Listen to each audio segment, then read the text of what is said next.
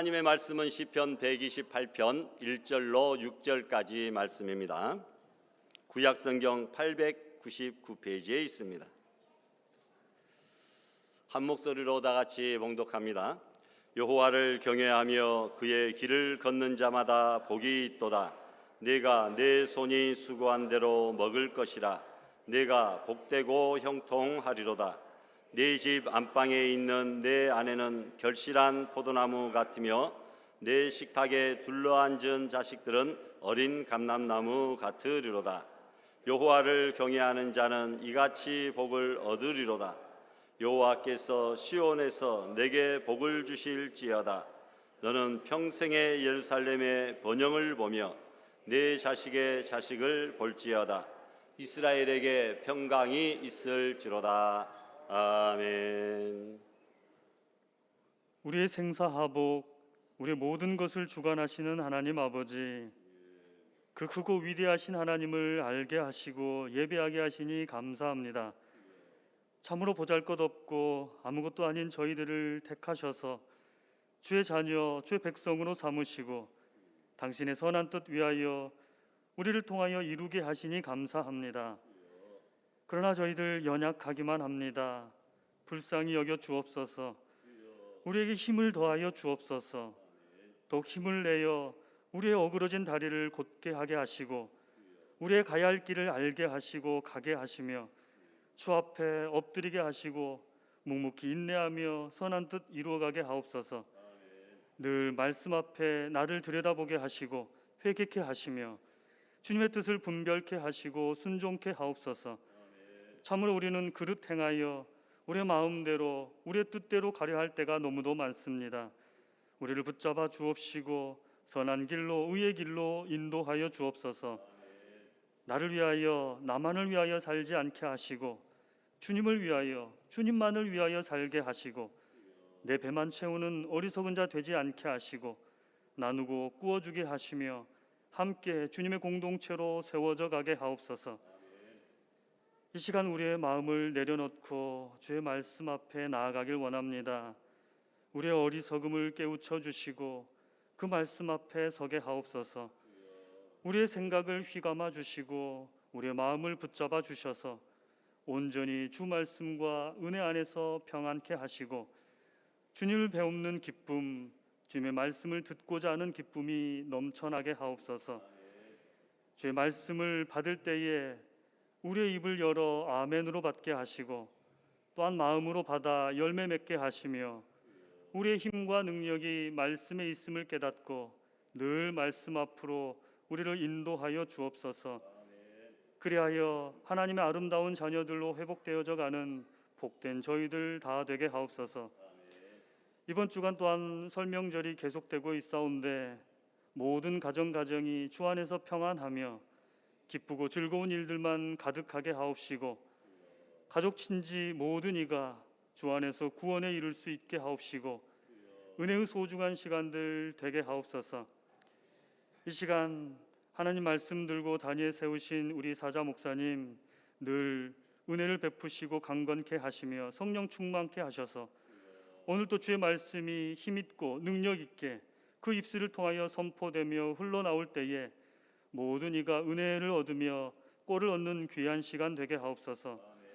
오늘도 예배를 위하여 충성되이 봉사하는 여러 예배위원과 주님의 성호를 찬양하는 호산나 찬양대 위에 주님의 은혜가 함께하길 원하오며 오늘도 우리와 함께하시며 우리를 죄에서 구원하신 예수 그리스도 이름으로 기도 올리옵나이다. 아멘.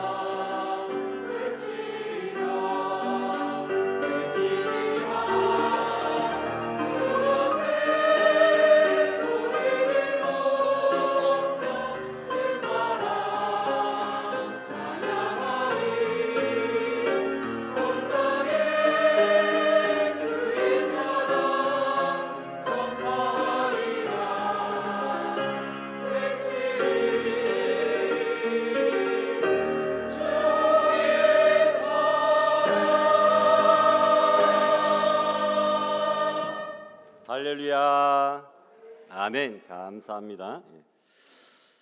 명절임에도 또 준비하고 연습해서 찬양대 사명 잘 감당해 주신 호산나 찬양대 회원 여러분들께 감사드립니다. 객지에 계셨으나 항상 몸과 마음과 물질이 우리 교회에 있던 우리 정창만 집사님 오늘 반갑게 얼굴 뵙고 또 기도 순서 감당해 주셔서 정말 감사를 드립니다. 또 우리 송창규 집사님과 또 나정호 집사님 복된 가정 또 이렇게 오셔서 함께 예배드리게 된 것 또한 감사드립니다. 우리 리우는 세배할 때 어디 가 있다가 이제 늦게 들어왔어. 이따 리우는 목사님 만나고 가세요. 우리 나윤이도 마음은 앞에 나왔는데 몸이 그곳에 있는 줄 알고 따로 챙겨드리겠습니다. 여러분 설 명절 잘 보내고 계십니까? 설날에 부모님을 찾아뵙습니다. 또 신앙의 명절인 주일날 영적 부모님이신 하나님을 찾아뵙습니다. 따라서 설 명절을 가장 잘 보내는 사람은 부모님 찾아뵙고 오늘 이 자리에 나와서 또 한 분의 아버지이신 하나님을 찾아뵙는 바로 여러분들이 설날 가장 잘 보내고 계신 분들인 줄 믿습니다. 육신적으로도 효자가 되시고 영적으로도 하나님께 효자가 되시기를 부탁합니다. 설날 전래 동요를 아시지요? 우리 친구들에게 시키면 잘 부를 텐데 까치까치 설날은 어저께고요 우리 설날은 오늘이래요. 아멘 할 필요는 없고요. 곱고 고운 댕기도 내가 드리고 새로 사온 신발도 내가 신어요. 우리 언니 저고리 노랑 저고리 우리 동생 저고리 색동 저고리 아버지와 어머니 호사하시고 우리들의 절받기 좋아하세요. 사람도 자녀들 절받기 좋아한다면 하나님도 우리들의 절받기 좋아하신 줄 믿습니다. 외국에서는 양력 1월 1일 새해로 지내고 있습니다만 우리나라의 최대 명절은 뭐니 해도 음력 1월 1일 설날입니다. 그런데 이스라엘 백성들도 마찬가지입니다. 양력 1월 1일은 새해이고 그러나 실질적인 새해는 그들의 음력 7월 1일이 진짜 그들의 설날입니다. 그날은 성경에서 나팔절이라고 말하고 있는데 이스라엘 백성들에게 축제일입니다. 우리나라 설날과 이스라엘의 나팔절이 비슷합니다. 나팔절에 대하여 그들의 설에 대하여 성경은 레위기 23장 24절에 이렇게 말하고 있습니다. 7월 곧 그달 1일로 안식일을 삼을지니 이는 나팔을 불어 기념할 날이요 성회라 여호와께 화제를 드리라 말씀하고 있습니다. 여러분 나팔절 즉 설에는 다음과 같은 의미가 있습니다. 첫째로 설날은 새롭게 살자 갱신의 의미가 있습니다. 나팔절부터 신년이 시작됩니다. 새롭게 살자는 의미입니다. 그래서 나팔을 붑니다. 나팔은 새 출발을 알리는 신호입니다. 유대인들은 지금도 나팔절이 오면 손에 쇼페르라고 하는 양각 나팔을 들고 광장으로 수백 명이 모여서 여기저기서 나팔을 불어대며 시끄럽게 합니다. 유대인들이 새롭게 살자 그런 의미의 나팔을 부는 것이죠. 서원 또한 생선머리와 꿀을 나누면서 새해에는 머리가 될지언정 꼬리가 되지 말자 그리고 꿀처럼 달콤한 한 해가 되라 이렇게 덕담을 나누기도 합니다. 새해를 맞아 새 결단을 하고 새 출발하는 것 그것이 그들의 나팔절입니다. 그런 의미에서 나팔을 불고 우리나라 설도 역시 마찬가지죠. 설이면 설빔이라고 하여 새 옷을 입음으로 마음가짐을 새롭게 합니다. 마음가짐을 새롭게 하려면 옷부터 새 옷을 입어야 된다. 그래서 전 민족이 새 옷을 설빔으로 새 신발을 설빔으로 장만하여 입고 신었다라는 겁니다. 여러분 새 출발을 다짐하고 그런 의미에서 그러는 것이죠. 설은 나팔절과 같이 갱신의 의미를 가지고 있습니다. 오늘 설날부터 우리의 마음도 생각도 믿음도 신앙도 갱신하고 새로워질 수 있기를 부탁합니다. 두 번째로 나팔절을 안식일로 정하고 서로 친교했다고 했습니다. 이스라엘 백성들은 설이면 아무것도 하지 아니하고 하나님 앞에 안식일로 지켰습니다. 그리고 매년 그날이면 모두가 함께 하나님께 예배드리고 서로 친교하며 즐겼는데 우리나라 설도 같은 의미죠. 구정설은 휴일입니다. 모두가 다 쉽니다. 요즘에는 앞뒤로도 씌워주고 또 주일이나 주말이 걸리면 대체 공휴일로도 또 이렇게 씌워줘서 옛날에는 뭐 하루 이틀이었던 것이 요즘에는 3, 4일, 5일까지도 늘어나는 것을 보게 됩니다. 온 민족이 삼국시대 때부터 이 절기를 지키면서 친교를 나누었다고 합니다. 그리하여 이를 막기 위해 전통적으로 설날에는 남녀노소 빈부귀천 구분 없이 일손 놓고 멀리 타향해서 군주다망임에도 불구하고 고향으로 찾아와 가족들과 친지들을 만나 옛일을 회고하고 지나간 시간 동안 혹시나 잘못했거나 부족했던 점 있으면 서운했던 것 있으면 털어버리고 새로운 새해에 새로운 다짐과 결속을 하는 그런 좋은 계기가 되기도 합니다. 그런데 떨어져 살던 온 친족들이 한자리에 모여 같이 음식을 나누면서 한 것들이 있는데 첫 번째로 제사를 드렸습니다. 설이면 꼭 하는 것이 차례라고 하는 제사입니다. 기독교식으로는 조상의 은덕을 기리는 추도 예배입니다. 우리 기독교가 제사 문제 때문에 욕을 좀 먹습니다. 조상도 모르는 불충한 종교라고 막무가내로 우기는 불신자들이 있습니다. 그러나 그들은 성경을 몰라서 하는 이야기입니다. 기독교는 효도를 가장 중요시합니다. 그래서 십계명에서 5계명으로 내 부모를 공경하라 이렇게 말합니다. 또 에베소 6장에 보니까 자녀들아 너희 부모를 주 안에서 순종하라 이것이 옳다. 또 내 아버지와 어머니 공경하라 이것이 약속 있는 첫 계명이니 내가 땅에서 잘되고 장수하리라고 하는 놀라운 축복까지 겸하여 주신 것입니다. 그래서 기독교의 효도가는 죽어서 제사 잘 드리는 그런 효도관이 아니라 부모가 살아 생전에 우리가 잘 섬기라고 하는 그런 효도관입니다.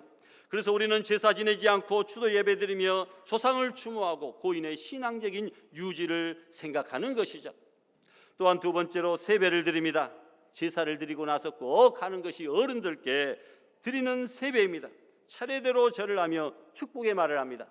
설에는 이렇게 이스라엘의 나팔절처럼 덕담을 서로 주고받으며 서로 사랑하고 친교하는 모습이 우리에게도 있습니다. 또한 떡국을 나누어 먹습니다. 세배 마치고 나면 설에 반드시 떡국을 끓여 서로 나누어 먹죠. 떡국의 의미가 무엇인가? 어떤 분은 동그랗게 잘린 그 떡국은 마치 돈을 생각나게 한다. 옛날에 엽전이 동그랗잖아요. 돈이잖아요. 복을 많이 받으라고 하는 그런 의미로 떡국을 먹는 것이 아닌가, 이런 의미를 부여하기도 했습니다. 떡국의 제일 좋은 고기는 꽁고기라고 하죠. 설을 앞두고 산에 올라가 꽁을 잡아다가 그 고기 국물로 떡국을 끓여 대접하는 것이 최고의 대접이었고, 꽁을 못 잡을 때는 집에 있는 닭을 써서, 그래서 꽁 대신 닭이다 이런 말도 거기에서 유래했다고 합니다. 그러니까 우리 민족의 설날은 서로의 복을 비는 날입니다. 이스라엘이 나팔절에 서로 꿀을 나누면서 축복하는 것과 마찬가지죠. 여러분, 또한 설이면 널뛰기도 했습니다. 이 마당 저 마당에서 널뛰기 하는데 서로 교대로 하늘로 올라갔다 내려갔다 합니다. 여러분, 나 때문에 내가 오르고, 왜냐하면 내가 쿵 눌러줘야 상대방이 오를 것 아닙니까? 상대방 덕분에 내가 올라가고, 여러분 이런 친교를 합니다. 다른 이가 올라가도록 서로 도와주는 아름다운 미덕을 기리며 서로가 잘 되기를, 서로가 높아지기를 축복하는 그런 놀이의 의미가 담겨 있다고 합니다. 또한 널뛰기는 건강 비결이랍니다. 겨울 내내 웅크리고 살다가 발바닥을 그렇게 부딪혀 주면 지압과 안마가 되어서 너무나 건강에 좋다는 거예요. 그래서 여인들의 건강을 위해서 널뛰기 운동을 시켰다. 조상들의 지혜가 그 속에 담겨져 있습니다. 또한 여러분, 윷놀이도 합니다. 윷놀이는 이웃놀이의 준말이라가 그렇게 이야기를 합니다. 이웃들이 모여 긴 밤을 같이 지새며 친교하며 지냅니다. 이스라엘 백성들이 나팔절이면 안식하고 서로 간에 친교하며 즐긴 것과 같은 그런 날이죠. 나팔절에 하나님 앞에 모여 예배드리고 1년 내내 하나님의 축복이 우리에게 임하도록 기도하는 그런 의미, 설과 비슷한 풍속이 이스라엘의 새해 나팔절입니다. 여러분, 따라서 우리는 새해 복 많이 받으시고 복 받는 가정을 이루시기를 바랍니다. 세상 사람들이 다 복 받기 좋아합니다. 그래서 새해 인사할 때도 우리가 뭐라고 인사했습니까? 새해 뭐 많이 받으라고요? 복 많이 받으라.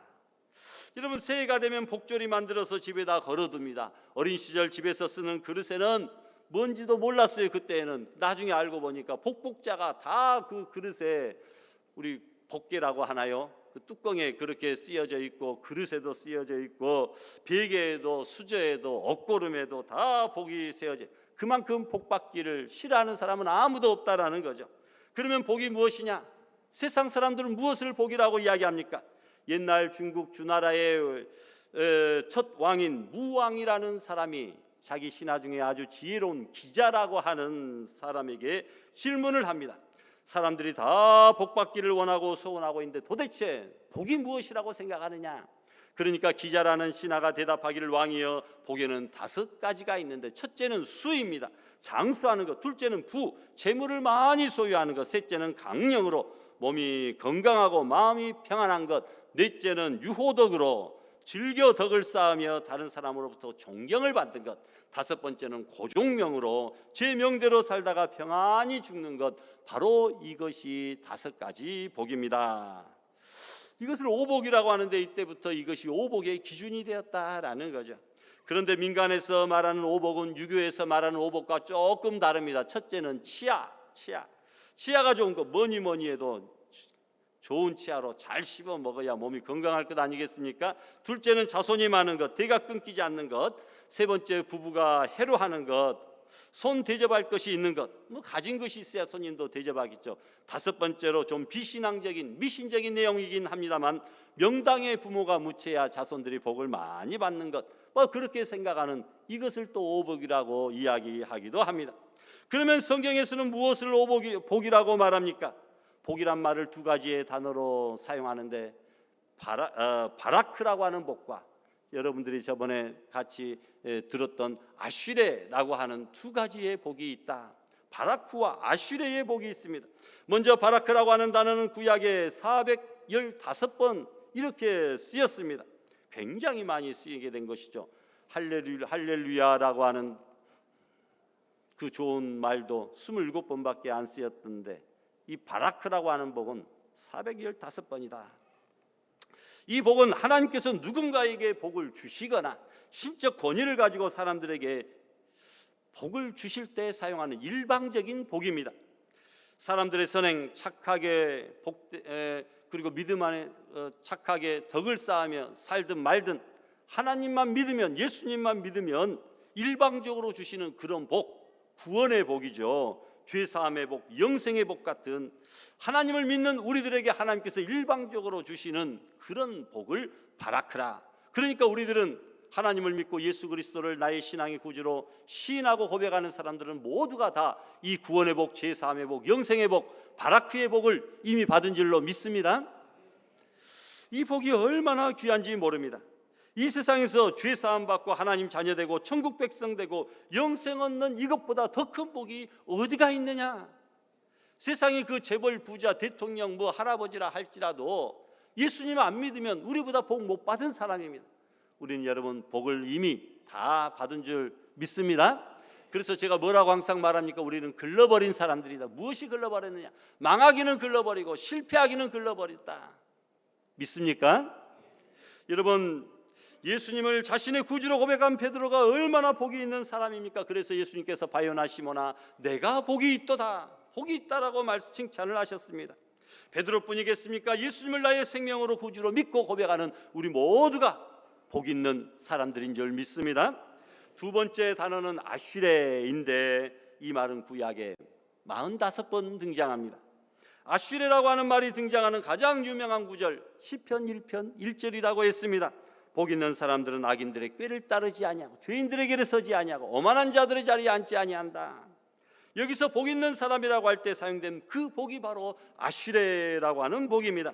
이 복은 하나님과의 관계 속에서 우리의 삶과 태도로 인하여 받는 그런 복을 말하고 있습니다. 조건적인 복이죠. 조건적인 바라크의 복은 믿으면 얻는 복인데 이 아슈레라고 하는 복은 우리가 하나님 말씀대로 살고 하나님을 잘 경외하고 섬기면 주시는 조건적인 복입니다. 그러니까 바라크의 복을 이미 받은 사람들은 이 아슈레의 풍성한 복을 받도록 더 힘써 노력해야 된다라는 것이죠. 여러분, 우리가 어떻게 사느냐에 따라 얻을 수도 있고 받지 못할 수도 있는 복이 이 아슈레의 복입니다. 우리가 순종하여 말씀대로 살면 복을 받고 그렇지 못하면 복을 받지 못한다. 시편 1편 1절에 복 있는 사람은 묻고는 악인들의 꾀 따르지 아니하고 죄인들의 길 서지 않고 오만한 자들의 자리에 앉지 아니한다. 조건부의 복을 말하면 이런 자들이 복을 받는다는 거죠. 시편 112편 1절에도 할렐루야 여호와를 경외하며 그의 계명을 크게 즐거워하는 자는 복이 있도다 할 때에 첫 번째로는 하나님을 경외하고 두 번째로는 그의 계명을 잘 지키는 자, 이런 조건을 갖춘 사람들이 하나님 앞에 복을 받는다. 이 아슈레의 복을 말하고 있습니다. 2절에 그의 후손이 땅에서 강성하며 정직한 자들의 후손에게 복이 있으리로다. 이 축복을 보장하고 있습니다. 여러분, 바라크의 복은 예수 그리스도를 영접하면 누구나 얻는 복이지만 이 아슈레의 복은 철저하게 조건적인 복, 그리하면 이 복을 주실 것이다 라고 약속하고 있습니다. 오늘 본문도 자세히 보면 조건부의 복입니다. 본문이 주는 교훈이 무엇입니까? 가장 아름다운 가정의 모습이 무엇인지 명확하게 우리에게 가르쳐주고 있습니다. 여러분, 어느 화가가 가장 아름답고 행복한 그림을 그리기 원하여 자기 집을 출발했습니다. 그 그림의 소재, 주제를 찾기 위하여 바다도 가보고 산도 가보고 폭포도 시장도 가보고 결혼식장도 졸업식장도 장례식장도 다 가보았는데 아무것도 그의 마음에 들지 않았습니다. 지친 몸으로 집에 돌아왔는데 아내와 아이들이 상에 둘러앉아 음식을 놓고 기도하는 모습이 그렇게 아름답고 행복하게 보일 수가 없더라는 것입니다. 그때 그는 그것이 가장 행복하고 아름다운 모습이구나, 내가 먼 데서 찾을 것이 아니라 우리 집안에, 우리 가정에 이것이 있었구나. 여러분, 그 그림을 그렸다는 이야기가 있습니다. 온 가족이 한 상에 둘러앉아 기도하며 식사하는 그 모습, 하나님을 섬기는 그 모습은 참으로 아름답고 가장 행복한 모습인 줄 믿습니다. 그런데 오늘 본문이 이 가정을 소개하고 있습니다. 보세요, 온 가족이 함께 예루살렘 성전에 예배드리러 자유롭게 간다고 5절에 말씀합니다. 매주 복권을 사며 일확천금 꿈꾸는 것도 아니고 열심히 일해 일한 만큼의 대가를 받고 산다고 2절에 말씀합니다. 아내는 늘 유산하거나 불임으로 고생하는 것이 아니라 자녀들을 잘 낳아 기르고 이 아이들은 감람나무처럼 무럭무럭 건강히 자라고 아내와 자식들과 함께 별탈 없이 밥상에 둘러앉아 밥을 먹는 모습이 바로 3절에 나옵니다. 또 6절에 보니까 손자 손녀들과 대를 이어 사는 모습이 나오고 또 나라는 전쟁이 없이 평안한 복을 받는다고 6절에 말씀하고 있습니다. 지금 저와 여러분들이 누리고 있는 이 복, 어떤 분은 여러분 당군 이래로 지금이 가장 태평성대를 누리고 있는 이 민족의 가장 태평성대를 누리고 있는 시대라 그렇게 이야기하면서 왜 감사하지 않고 왜 하나님 앞에 만족하지 않느냐, 그런 이야기들을 하더라고요. 지금 여러분, 우리가 이 놀라운 복을 128편에 나와 있는 행복하고 가장 아름다운 가정의 놀라운 복을 다 받아 누리고 있는 줄 믿으시길 바랍니다. 여러분, 시편 126편, 127편, 128편은 서로 연관되어 있어요. 옆에 표제를 보니까 뭐라고 쓰여져 있습니까? 성전에 올라가는 노래. 이스라엘 사람들이 성전에 예배드리러 갈 때 부르는 노래다, 그런 의미입니다. 그런데 시편 126편은 우리에게 이 시의 배경을 말해주고 있습니다. 126편 1절을 보니까 어느 때라고 나와 있습니까?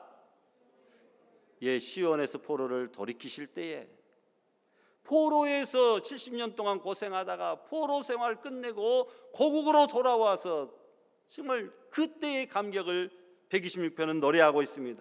그러니까 바벨론에게 멸망하여 포로가 되었습니다. 가정은 어떻게 되었겠습니까? 남편은 전쟁터에 끌려갔습니다. 아들은 포로가 되어 잡혀갔습니다. 아내는 노예가 되어 팔려갔습니다. 먹을 것이 없죠. 성전은 파괴되어 예배드리러 가고 싶어도 갈 수가 없고 나라에는 평화가 없었습니다. 이러했는데 포로에서 해방되어 이렇게 한 가족이 모여서 한 자리에 모여서 하나님 앞에 예배드리고 온 가족이 한 상에 둘러앉아 전쟁터에 나갔던 아빠도 돌아오고 포로로 끌려갔던 아들도 돌아오고 노예로 끌려갔던 엄마도 돌아오고 집안에서 따뜻한 음식 장만해서 한 상에 둘러앉아서 있는 이 모습이 얼마나 아름답고 감사한 일인가, 얼마나 행복한 일인가, 이것을 지금 이야기하고 있다라는 겁니다.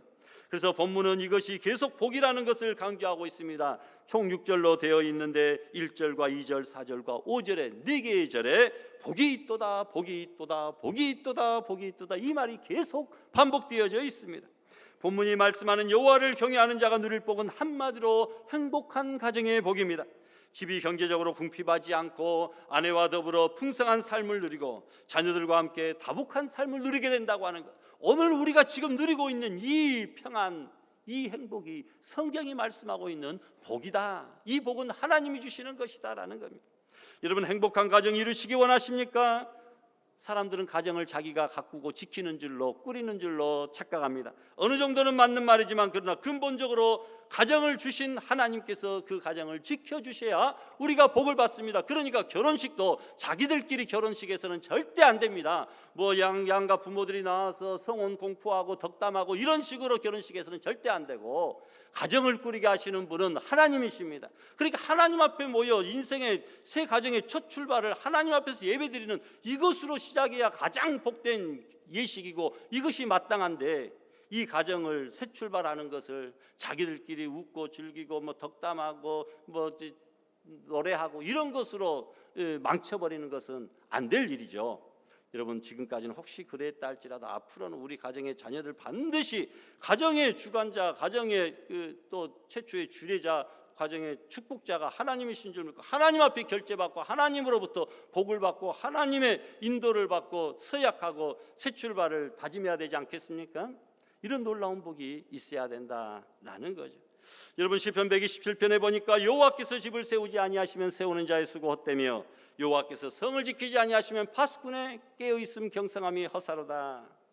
여러분, 하나님을 가정의 건축자로 모실 때에 행복한 가정을 만들 수 있다는 겁니다. 하나님이 우리 가정의 설계자요 최초의 주례자이시기 때문입니다. 하나님을 우리가 섬기는데 여기에 집을 세우지 아니하고 또 성을 지키지 아니한다 할 때, 집과 성은 인간의 욕망을 말하기도 합니다. 구약의 바벨탑을 보십시오. 이 바벨탑은 인간이 쌓아놓은 가장 허황된 성 중에 가장 대표적인 성이죠. 인간의 의지가 얼마나 위대한가, 능력이 얼마나 뛰어난가, 그것을 보여주기 위해 하늘까지 우리가 높이 높이 쌓아보자. 인간의 욕망이 들어있고 인간의 교만이 가득 들어있습니다. 그런데 그 성이 허물어질 때는 속수무책으로 무너져 내립니다. 가장 높은 곳에 있는 사람들이 가장 크게 다쳤을 거예요. 여러분, 너무너무 인간의 교만으로 높이 올라가지 마시기를 바랍니다. 그런데도 오늘 그 집을 짓지 못해서 안다라는 사람들이 많습니다. 편법을 동원해서 정치의 성을 쌓으려고 하고, 온갖 부정한 방법 동원해서 재벌의 집을 지으려고 하고, 수단 방법 가리지 아니하고 출세를 위해서 동분서주하고, 그리스도인이면서도 주일조차도 제대로 지키지 못해가며 사업의 성을 위해서 동분서주 뛰어다니는 그런 사람, 그들은 곧 무너져버릴 인간의 모래성 바벨탑을 쌓고 있는 것이다. 그래서 오늘 현대인들은 다 바쁩니다. 솔로몬이 그래서 경고합니다. 여호와께서 성을 지키지 아니하시면 파수꾼의 경성함이 허사로다, 허사로다 말씀하고 있습니다. 여러분, 성과 집은 우리의 가정을 말하고 있습니다. 우리의 공동체를 말하고 있습니다. 인간이 아무리 자기가 집과 성을 짓고 쌓아놓는다 할지라도 하나님이 도와주셔야 우리의 가정, 우리의 교회, 우리의 사업장이 잘되고 안전하고 복을 받게 되는 줄 믿습니다. 여러분, 그러나 여호와를 경외하며 그 도에 행하는 자마다 복을 받는다고 말씀하고 있습니다. 어떤 복을 받습니까? 2절에 보니까 내가 내 손이 수고한 대로 먹을 것이라. 수고의 열매를 약속하고 있습니다. 노동의 열매, 투자의 열매입니다. 여기엔 복의 약속이 담겨 있는데 내가 복되고 형통하리라 말씀하고 있습니다. 여러분, 사람들이 좋아하는 아름다운 그림 가운데 프랑스 농민 화가가 밀레가 그린 만종이라고 하는 그림이 있습니다. 끝없는 들판에 황혼빛이 들녘을 물들이고 있습니다. 온종일 수고의 땀을 흘린 노부부가 집으로 돌아갈 즈음에 멀리서 교회의 저녁 종소리가 댕그렁댕그렁 들려옵니다. 모든 일을 끝낸 노부부가 종소리 들으며 하나님께 조용히 손을 모으고 기도하는 모습, 하루 종일 땀을 흘리고 수고 다한 후에 수고에 대한 결실을 맺게 해주실 하나님을 바라며 감사의 기도를 드리고 있는 이 모습 얼마나 아름답습니까? 노동의 신성함과 가정의 아름다움과 신앙의 위대함을 보여준 훌륭한 그림들입니다. 여러분, 3절에 보니까 내 집 안방에 있는 내 아내는 결실한 포도나무 같다라고 말씀합니다. 유대인들의 포도는 기쁨을 상징합니다. 여러분, 한마디로 그 아내는 남편의 기쁨이요, 그 아내는 가정의 기쁨의 근원이 된다는 거죠. 포도주는 맛을 내고 색깔의 변화를 일으킵니다. 아내는 가정의 맛을 내는 장본인이요, 긍정적인 변화를 일으키는 지혜가 아내에게 있다라는 것입니다. 그래서 아내는 집 안에 있는 해다, 안해다, 이렇게 표현하기도 합니다. 또한 3절에 내 식탁에 둘러앉은 자식들은 어린 감람나무가 들이로다 했습니다. 예루살렘에 가보았습니다. 제가 직접 보았습니다. 감람산에 굉장히 큰 감람나무 하나가 서 있는데, 여러분, 가이드가 설명하기를 그 나무의 나이가 무려 2000년이 되었다, 2000살이 넘었다고 합니다. 아마도 예수님께서도 감람산에 자주 올라가셨는데 예수님이 다니실 때는 이 감람나무가 아주 어렸을 것입니다. 감람나무는 그렇게 튼튼하게 오래오래 사는 감람나무, 2000년짜리라는 겁니다. 유대인들은 어린 자식 태어날 때 감람나무 한 그루 심으면 자라서 자식이 대학 들어갈 때 그 나무에서 따는 열매로 대학을 공부시킨다고 합니다. 제주도에 밀감인가요? 귤 농사하는 옛날 이야기하고 똑같습니다. 무한한 꿈과 희망과 번영을 상징합니다. 감람나무 열매로 올리브 기름을 짜서 식용으로도 약용으로도 제사용으로도, 그리고 왕의 임직식에 선지자와 제사장이 기름 부음을 받는 데 사용하는 기름이 바로 감람유다라는 것입니다. 쓰임받는 자식, 교회에서도 나라에서도 직장에서도 일터에서도 쓰임받는 귀한 자녀들, 축복이죠. 한 시대를 일으키는 참 행복한 가정의 귀한 자녀분들이 다 될 수 있기를 부탁합니다. 5절에 보니까 여호와께서 시온에서 내게 복을 주실지어다 했습니다. 이 복은 평생의 복입니다. 너는 평생의 예루살렘의 복을 보며 라고 했습니다. 시온산 예루살렘을 가장 중요한 성지 생각하는데 하나님의 집이, 성전이 그곳에 있기 때문입니다. 우리에게도 이러한 신앙의 구심점이 있어야 됩니다. 유대인의 예루살렘은 오늘 우리들에게 있어서 신앙의 공동체인 교회를 말하고 있습니다. 이스라엘이 예루살렘 성전을 통하여 복을 받았듯이 우리 성도들은 주님의 몸된 교회를 통하여 예배를 드리며 하나님 앞에 은혜와 복을 받습니다. 평생 복 받기 원하신다고 한다면 교회 생활 잘하면 됩니다. 신앙생활 잘하면 부모가 받는 그 놀라운 복, 자녀들 천대까지 이르러 하나님이 복을 내려주시겠다고 약속하고 있습니다. 교회는 그래서 하늘문을 열고 우리에게 복을 주시는 그곳이 바로 교회다, 이렇게 저는 생각을 합니다. 신랑 되신 주님이 신부되는 교회를 얼마나 사랑하시겠습니까? 주님은 자신의 핏값으로 이 세우신 교회를 사랑하십니다. 신부처럼, 신랑이 신부를 사랑하는 것처럼 우리 주님이 교회를, 성도들을 그렇게 사랑하십니다. 그러므로 우리도 주님의 몸된 교회를 사랑해야 됩니다. 예배드리기 즐겨해야 되고 교회에서 기도드리기 즐겨해야 됩니다. 모이기를 힘써야 됩니다. 또한 여러분, 마지막으로 교회를 사랑하는 자들 어떤 복을 받냐면 6절에 자식의 자식을 볼지어다. 무슨 복입니까? 장수의 복, 그리고 이스라엘에게 평강이 있을지로다. 평안의 복, 장수의 복과 평안의 복을 말씀합니다. 어떤 사람이 산부인과 의원을 개원하면서 이름을 에바다 산부인과 이렇게 지었습니다. 이름을 보고 믿지 않는 사람들은 에바다, 예를 받는 병원, 이름 참 잘 지었다라고 착각을 합니다. 그러나 마가복음 7장 34절에 나오는 에바다는 열리라, 열려라, 그런 뜻입니다. 여러분, 산부인과는 태의 문이 열리는 것이죠. 열려야 새 생명이 탄생합니다. 그래서 교회는 에바다, 하늘 문이 열려지는 곳입니다. 하늘 창고에는 없는 것이 없습니다. 생명이 있고 건강이 있고 성공이 있고 재물이 있고 능력이 있고 축복의 백지수포가 있는 곳이 하늘의 창고인 줄 믿습니다. 말씀 마칩니다. 우리는 이미 바라크의 구원의 복을 다 받은 사람들입니다. 그러나 아슈르의 복은 조건부의 복입니다. 두 가지죠. 첫 번째로는 하나님을 경외하고, 두 번째는 하나님의 말씀을 잘 듣고 지켜 행하면, 순종하면 복되고 아름답고 행복한 가정을 약속하고 있습니다. 우리 모두 바라크의 복과 아슈르의 놀라운 복을 다 받아 누리고 행복하고 아름다운 복된 가정을 꾸리는 믿음의 성도들이 다 되시기를 주님의 이름으로 축원합니다. 주신 말씀 생각하며 다 같이 우리가 합심해서 결단 기도 드립시다. 거룩하신 하나님 아버지, 우리에게 바라크의 구원의 복, 아버지의 생명의 영생의 복, 아버지의 삶의 축복을 허락하시니 감사합니다. 아버지, 아실의 놀라운 하나님을 경외하고 말씀 순종하는 자에게 베풀어 주시는 아름답고 행복한 가정의 공동체의 교회의 축복 우리에게 허락하여 주시옵소서. 예수님의 이름으로 기도드리옵나이다. 아멘. 이 시간은 우리 자녀들 앞으로 다 나와서 우리 부모님께 세배하는 시간 갖도록 하겠습니다. 우리 자녀 친구들 다 앞으로 빨리 나오세요. 중고등부 친구들까지 나오십시오. 청년들은 안 나오셔도 됩니다. 얼른 나오세요.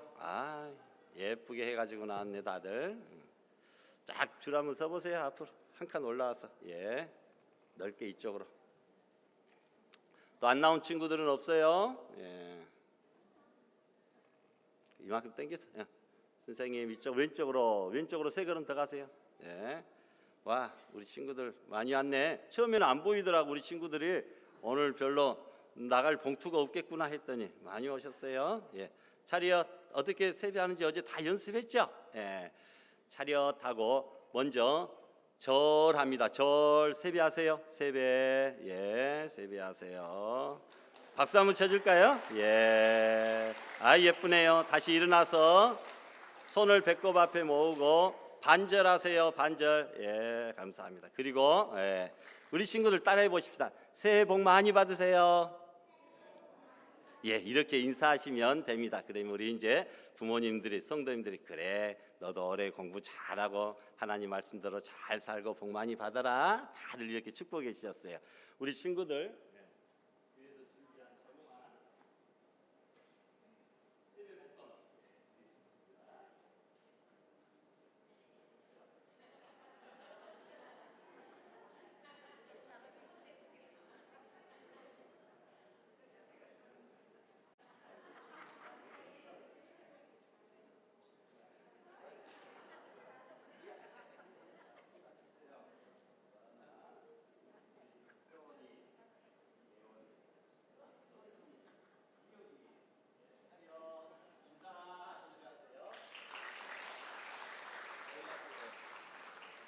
열네 명 친구들 나와가지고 오늘 예쁘게 우리가 절도 잘 받았으니까 부모님들도 오늘 기분이 참 좋으실 것 같습니다.